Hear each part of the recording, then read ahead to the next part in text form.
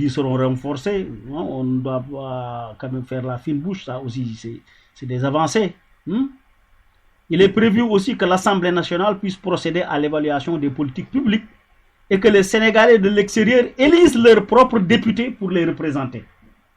Ça aussi, c'est devenu un point quand même de revendication que la diaspora a souvent brandi quand même pour montrer qu'eux aussi, c'est des Sénégalais à part entière et qu'ils doivent participer à tous les modes d'élection et qu'ils sont eux-mêmes éligibles.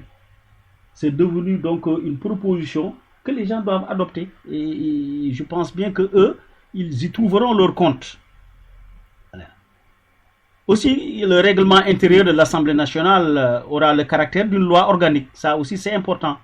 Nous devons savoir aussi que dans le cadre des rapports entre le pouvoir exécutif et le pouvoir législatif, il est prévu que les lois organiques ne pourront plus être promulguées avant que le Conseil, n'est-ce pas, alors ne donne obligatoirement saisi par le président de la République, ne les déclare conformes à la Constitution.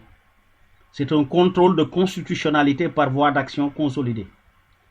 En outre, le Premier ministre et tout membre du gouvernement ainsi que les directeurs d'organismes publics peuvent être entendus à tout moment par l'Assemblée nationale ou ses commissions.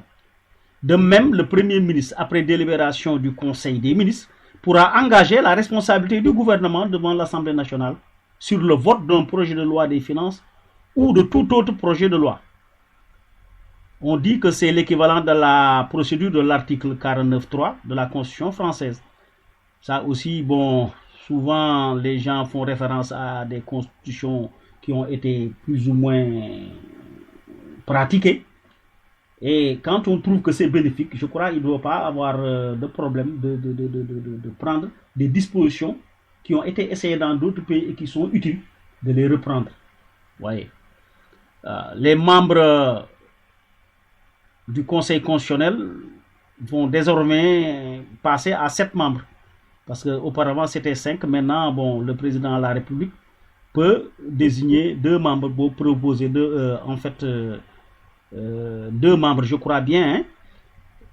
Non, je me suis un peu trompé sur ce plan-là. Parce que c'est le président de l'Assemblée nationale qui doit proposer 2 membres. Il ne pouvait pas le faire. Auparavant, il ne proposait personne. Mais maintenant, on lui donne la possibilité, n'est-ce pas, de proposer 2 membres du Conseil constitutionnel. Ça, ce qui fera 7 membres au lieu de 5. Voyez-vous. Il faut aussi reconnaître que le président du Conseil constitutionnel est nommé par le président de la République et qu'il a voix prépondérante en cas de partage lors du vote à propos d'une décision. Le nombre de membres du Conseil constitutionnel va passer de 5 à 7 membres avec une ouverture donnée au président de l'Assemblée nationale de savoir qu'enfin que le Conseil constitutionnel voit ses pouvoirs renforcés, notamment en statuant sur des exceptions d'inconstitutionnalité soulevées devant la Cour d'appel. Voilà ce qui est important à savoir et à divulguer. Voilà les véritables enjeux qui doivent pousser les véritables patriotes à voter oui, en évitant de tomber dans le piège subtil des fossoyeurs, qui ne souhaiteraient jamais la réussite du gouvernement, qui équivaudrait à leur naufrage. C'est pourquoi ils cherchent toujours à annihiler toute action concrète allant dans le sens d'atténuer la souffrance des populations. Et c'est bien là l'occasion de féliciter d'ailleurs et d'encourager le ministre chanteur poète, visionnaire infatigable et self-made man Youssou Ndour. Pourquoi? Parce que c'est lui le premier à avoir démasqué les antipatriotes imbus de lâcheté dans la chanson intitulée en wolof fukki nit di gas fukki nit di suul. C'est-à-dire, quand 10 personnes creusent, 10 personnes se remettent le sable à sa place. Il n'y aura pas d'avancée. Lui, donc, il ne tombera jamais entre les mains, n'est-ce pas, de ces aventuriers-là. Il est conséquent, il est lucide, il sait ce qu'il fait lui-même, il s'est fait tout seul. Il s'est battu pour être aujourd'hui ce qu'il est.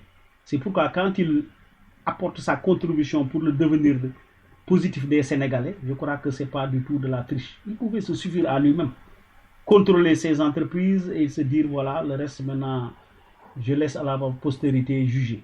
Mais lui-même, il a mis la main dans la pâte pour que ce Sénégal-là soit un Sénégal vivable pour tout le monde. Alors donc, Thierno, moi je ne saurais terminer quand même sans inviter le peuple à la vigilance. Le peuple doit veiller à ne pas tomber entre les mains de vendeurs d'illusions. C'est vrai, des jalons très solides sont déjà implantés, suscitant d'énormes espoirs, comme je l'ai dit. Le président de la République et son équipe se battent comme ils peuvent pour maintenir les acquis. Mais ils devraient aussi prendre des mesures sans complaisance à l'endroit de certains de leurs propres camarades, souvent gauche, voire même incompétents. Ils doivent corriger aussi les impairs qui assaillent particulièrement une catégorie de fonctionnaires. Nous voulons nommer les enseignants, bâtisseurs de conscience et socles de la nation, toujours présents dans les coins les plus reculés pour accomplir leurs devoirs sans coup férir.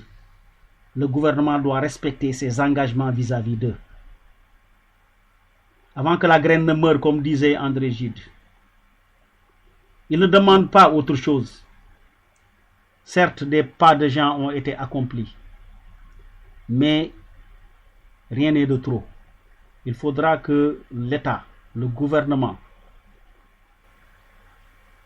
il faudra prendre donc il faudra inviter à des concertations très sérieuses, inviter les enseignants, éviter de les mettre sur le dos, car le jeu en vaut la chandelle.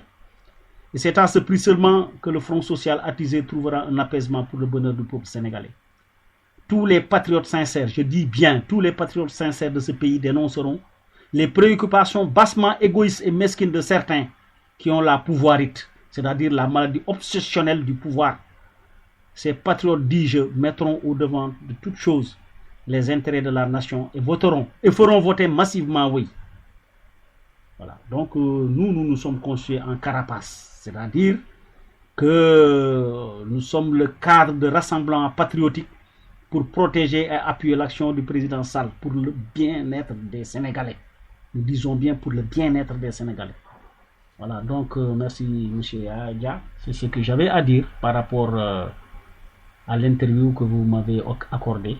Et je ne cesserai jamais de vous remercier davantage pour votre amour du pays, pour votre travail incessant à l'endroit, n'est-ce pas, des populations démunies. Nous savons ce que vous faites dans votre terroir là-bas au Fouta. Je vous ai trouvé là-bas.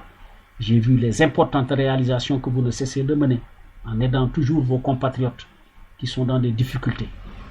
Et vraiment, on vous remercie pour cela et nous prions le bon Dieu et son prophète Mohammed sallallahu alayhi wa sallam de vous venir en aide, de vous appuyer, de vous donner une longue vie, une santé de fer pour vraiment parachever vos œuvres.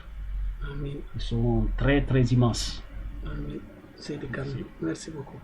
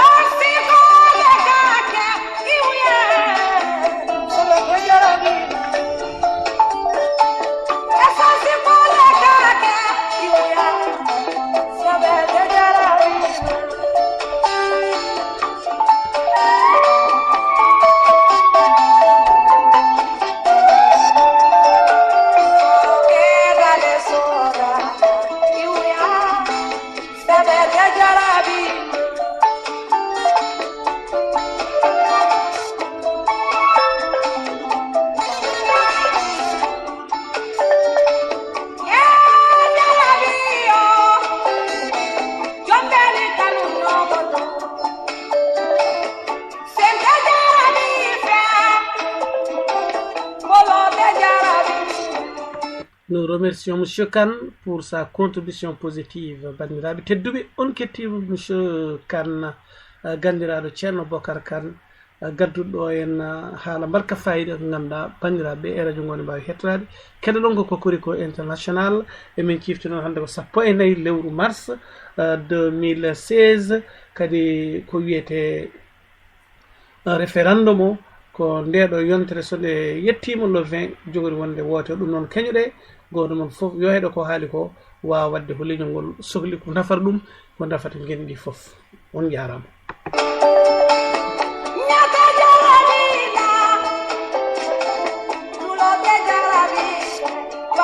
woni